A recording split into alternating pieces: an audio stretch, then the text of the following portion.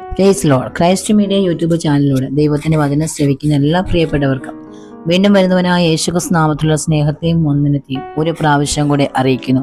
ഇന്നത്തെ ചിന്തയ്ക്ക് ആധാരമായി എടുത്തിരിക്കുന്ന വേദഭാഗം റോമാലേഖനം 8-ാം അധ്യായം അതിന്റെ 28-ാമത്തെ വാക്ക് ഇങ്ങനെ പറയുന്നു: എന്നാൽ ദൈവത്തെ സ്നേഹിക്കുന്നവർക്ക് നിർണയപ്രകാരം വിളിക്കപ്പെട്ടവർക്ക് തന്നെ സകലവും നന്മയ്ക്കായി കൂടി വ്യാപരിക്കുന്നു.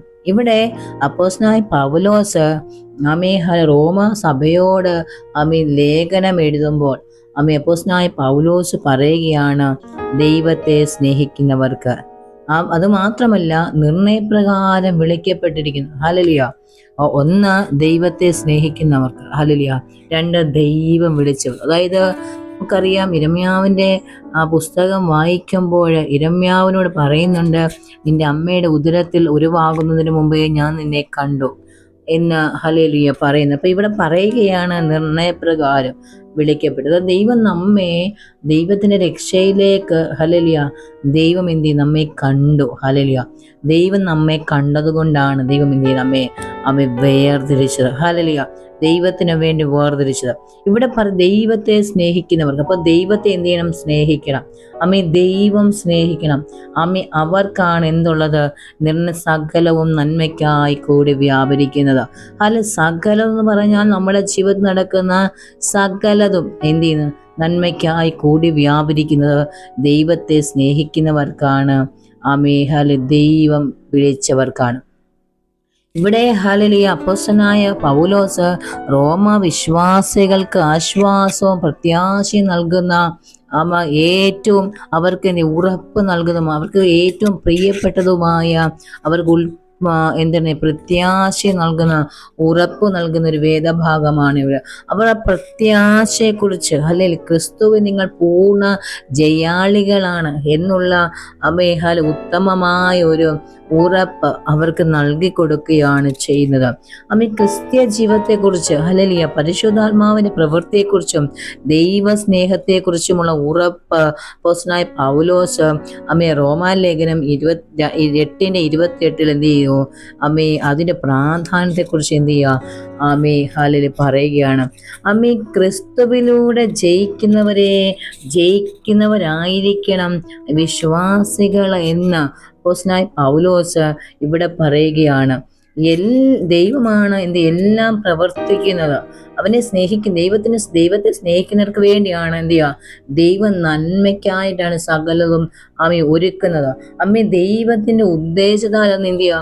ദൈവം വിളിച്ചു. അതാണ് നിർണയപ്രകാരം വിളിക്കപ്പെട്ടു പറഞ്ഞാൽ ദൈവം നിർണയിച്ചു. ഹല്ലേലൂയ. ദൈവം തീരുമാനിച്ചു എന്ത് ചെയ്യണം? ദൈവത്തെ സ്നേഹിക്കുന്നവരെ എന്ത് ചെയ്യണം? ദൈവം വേർതിരിക്കണമെന്ന് എന്ത് ചെയ്തു? ദൈവം തീരുമാനിച്ചു. ദൈവം അവരെ വിളിച്ചു വേർതിരിച്ചു. ഹല്ലേലൂയ.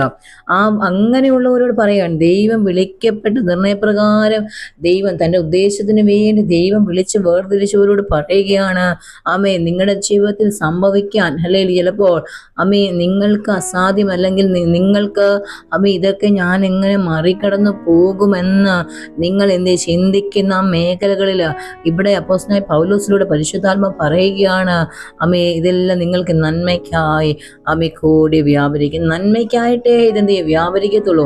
നിങ്ങളുടെ ജീവിത ദോഷമായിട്ടൊന്നും ഇത് സംഭവിക്കത്തില്ല. കുഞ്ഞുങ്ങളെ, നിങ്ങളുടെ ജീവിതത്തിൽ എന്ത് ചെയ്യുക? ഇതെല്ലാം നന്മയ്ക്ക്. ദൈവം വിളിച്ചു വേർതിരിച്ച ഭക്തന്മാരുടെ ജീവിതത്തിൽ നമുക്ക് പഴയ നിയമ കാലഘട്ടങ്ങളെ വായിച്ച് നമുക്കറിയാം. യോബിനെ കുറിച്ച് നാം പഠിക്കുകയാണെങ്കിൽ യോബിന്റെ ജീവിതത്തിൽ ഹല്ലേലൂയ കഷ്ടതയുടെ കഠിന ശോധനയാണ്. രോഗം തന്നെ വല്ലാതെ വലട്ടി. ഹല്ലേലൂയ. തനിക്ക് തൻ്റെ മക്കളെ നഷ്ടമായി. ഹല്ലേലൂയ. തൻ്റെ ആടുമാടുകളെ നഷ്ടമായി. തനിക്ക് എന്ത് ചെയ്യും? നഷ്ടമായത് തൻ്റെ ജീവൻ ഒഴികെ തനിക്ക് ഉണ്ടായിരുന്ന നഷ്ടമായി. എന്നിട്ട് ഹല്ലേലൂയ എന്നിട്ടും യോബ് ഒരു വാക്കിൽ പോലും എന്ത് ചെയ്തില്ല? ദൈവത്തെ ഹല്ലേലൂയ തള്ളിപ്പറയുകയോ ഒന്നും ചെയ്യാതെ ഹല്ലേലൂയ യോബ് വിശ്വസിച്ചു. ഹല്ലേലൂയ എന്നാൽ ദൈവം എടുത്തു. ദൈവം തന്നതാണ്, ദൈവം എടുത്തു. അതെന്ത് ചെയ്യുക? ദൈവത്തിന്റെ നാമത്തിന്റെ മഹത്വമായി തീരട്ടെ എന്ന് ദൈവത്തിന് തൻ്റെ നഷ്ടങ്ങളിലും എന്ത് ചെയ്തു? കർത്താവിനെ സ്തുതിക്കുവാൻ ഇടയായപ്പോഴാണ് നമുക്ക് യോബിന്റെ ജീവിതം നോക്കുമ്പോൾ കാണാൻ വർധനകളാണ് കൊടുത്തത്. എന്തൊക്കെ അവൻ നഷ്ടപ്പെട്ടു അതിന് ഇരട്ടി ദൈവം ചെയ്ത് അവർക്ക് അവന് മടക്കി കൊടുക്കുവാൻ ഇടയായി. നോക്കുക, അമ്മേ, ദൈവത്തെ സ്നേഹിക്കുന്നവർക്ക് നിർണയപ്രകാരം വിളിക്കപ്പെടും സകലവും നന്മയ്ക്കായി, ആമേൻ, നന്മയ്ക്കായി കൂടി വ്യാപരിക്കുന്നു. ഹല്ലേലൂയ.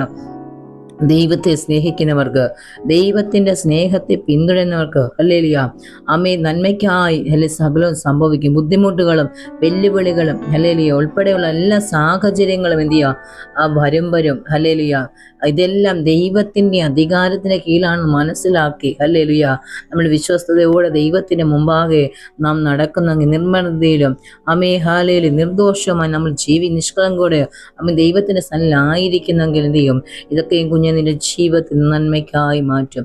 അമ്മേ, ഹല്ലേലൂയ, നിങ്ങളുടെ ജീവിതത്തിൽ എന്ത് ചെയ്യുക, ദൈവം നന്മയ്ക്കായി തീർക്കുക തന്നെ ചെയ്യും. ഹല്ലേലൂയ. ഇവിടെ പറയുകയാണ് ദൈവം തന്നെ സ്നേഹിക്കുന്നതിനെ കുറിച്ച്. അമ്മ ഇന്നാലെ ഹല്ലേലൂയ 1 കൊരിന്ത്യർ ലേഖനത്തിൽ പറയുന്നുണ്ട്, ദൈവം തന്നെ സ്നേഹിക്കുന്നവർക്ക് ഒരുക്കിയിട്ടുള്ളത്. അമ്മ കണ്ണ് കണ്ടിട്ടില്ല, ചെവി കേട്ടിട്ടില്ല, മനുഷ്യന്റെ ഹൃദയത്തിൽ തോന്നിയിട്ടില്ല. ദൈവത്തെ സ്നേഹിക്കുന്നവരെ കുറിച്ച് പറയുന്നു, ദൈവം സ്നേഹിക്കുന്നവരെ കുറിച്ച് പറയുന്നു. ദൈവത്തെ സ്നേഹിക്കുന്നവർക്കാണ് എന്തുള്ളത്, ദൈവത്തിന്റെ നന്മകളുണ്ട്. അപ്പന്റെ സമ്പത്താണ് മക്കൾക്കുള്ളത്. അപ്പോൾ ദൈവത്തെ സ്നേഹിക്കുന്നവർക്കാണ് എന്ത് ചെയ്യുന്നത്, ആമേൻ, ഹല്ലേലൂയ, സകലവും നന്മയ്ക്കായിട്ട് വരുന്നത്. 2, ദൈവം തന്നെ സ്നേഹിക്കുന്നവർക്ക് ഒരു കെട്ടിലും ലഭിക്കുന്നത്. ആമേൻ, അത് മനുഷ്യന്റെ ഹൃദയം തോന്നാത്ത ലഭിക്കണമെങ്കിൽ നിങ്ങൾ ദൈവത്തെ സ്നേഹിക്കണം. ആമേൻ. ദൈവത്തെ സ്നേഹിച്ചവന്റെ കൽപ്പനകളെ അനുസരിച്ച് അവൻ നമ്മെ രക്ഷിക്കുകയും കർത്താവിന്റെ വിശുദ്ധ വിളി കൊണ്ട് നമ്മെ വിളിക്കുകയും ചെയ്തുകൊണ്ട് ആമേൻ നാം ക്രിസ്തുവേശു സകല കാലത്തും നാം ക്രിസ്തുവേശുവിൽ ഉറച്ച് നിൽക്കണം. അങ്ങനെയുള്ളവർക്ക് മാത്രമേ എന്ത് ചെയ്യത്തുള്ളൂ, ഹല്ലേലൂയ, നമ്മുടെ ജീവിതത്തിൽ കർത്താവിലൂടെയുള്ള നന്മകൾ നാം പ്രാപിച്ചെടുക്കുകയുള്ളൂ. ആമേൻ. നമ്മുടെ ജീവിതത്തിൽ കഷ്ടതകൾ കടന്നു വരുമ്പോൾ എന്ത് ചെയ്യാം, ദൈവത്തെ തള്ളി പറഞ്ഞിട്ട് പോകരുത്.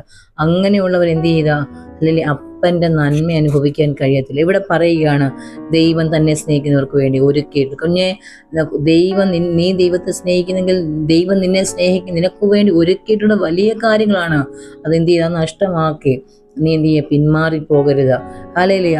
ദൈവം ആമേ ഒരുക്കിയിരിക്കുന്ന നന്മ നിന്റെ കരങ്ങളിലേക്ക് എത്തുവാൻ അമ്മേ, ഹല്ലേലൂയ, അധിക നാളുകൾ ഇനിയില്ല. പക്ഷേ നീ അത് നഷ്ടപ്പെടുത്തി കളയരുത്. ഹല്ലേലൂയ. ദൈവത്തെ ഉപേക്ഷിച്ച് പോകരുത്. ഇവിടെ പറയുകയാണ് അതെല്ലാം നിന്റെ ജീവിതത്തിൽ കടന്നു വരുന്ന എല്ലാ പ്രശ്നം നന്മയ്ക്കാണ്. തിന്മയ്ക്കെന്ന് കരുതി നീ ദൈവത്തിന്റെ സന്നിധിയിൽ മറുതലിച്ച് പുറകോട്ട് പോയാൽ നഷ്ടം കുഞ്ഞെ നിനക്ക് മാത്രമായിരിക്കും. അമ്മ, നിന്റെ കൂടെ വന്നവർ, നിന്നേക്കാൾ പുറകിൽ വന്നവര് വിശ്വാസനില പ്രാപിച്ചെടുക്കുമ്പോൾ ഹല്ലേലൂയ, നിന്റെ തല കുനിഞ്ഞു പോകുവാനിടയായി. അതുകൊണ്ട് ഇവിടെ പറയുകയാണ്, അല്ലെ, ദൈവത്തെ സ്നേഹിക്കുന്നവർക്ക് നന്മയ്ക്കാണ് വരുന്നത്. അമ്മ, ദൈവത്തെ ദൈവം സ്നേഹിക്കുന്നവർക്ക് അവർക്ക് ഒരുക്കിയിട്ടുള്ളത് അവർ കണ്ണ് കാണാൻ ചെവി കേൾക്കാത്തതാണ്. അതെല്ലാം പ്രാപിച്ചെടുക്കണമെങ്കിൽ വിശ്വാസത്തിലൂടെ ദൈവത്തിന്റെ സന്നിധി ആയിരിക്കുമെങ്കിൽ ദൈവത്തിന്റെ അത്ഭുതങ്ങളെ കുഞ്ഞ് നീ കാണും. 2024 നമ്മൾ വീട്ടിൽ കടന്നു പോവുകയാണ്. അമ്മ, ഈ വർഷം നിങ്ങൾ പ്രാപിക്കാൻ നിങ്ങൾക്ക് ലഭിക്കാത്ത ഹല്ലേലൂയ കാര്യങ്ങൾ നിങ്ങൾ നിശ്ചയമായി 2025 നിങ്ങൾ കാണും. നിങ്ങൾ അത്ഭുതങ്ങളെ കാണും. അല്ലെ, അന്യ കണ്ണുകൊണ്ടല്ല, നിന്റെ സ്വന്തം കണ്ണുകൊണ്ട് എന്ത് ചെയ്യുക, നീ അത്ഭുതങ്ങളെ കാണും. ആമേൻ.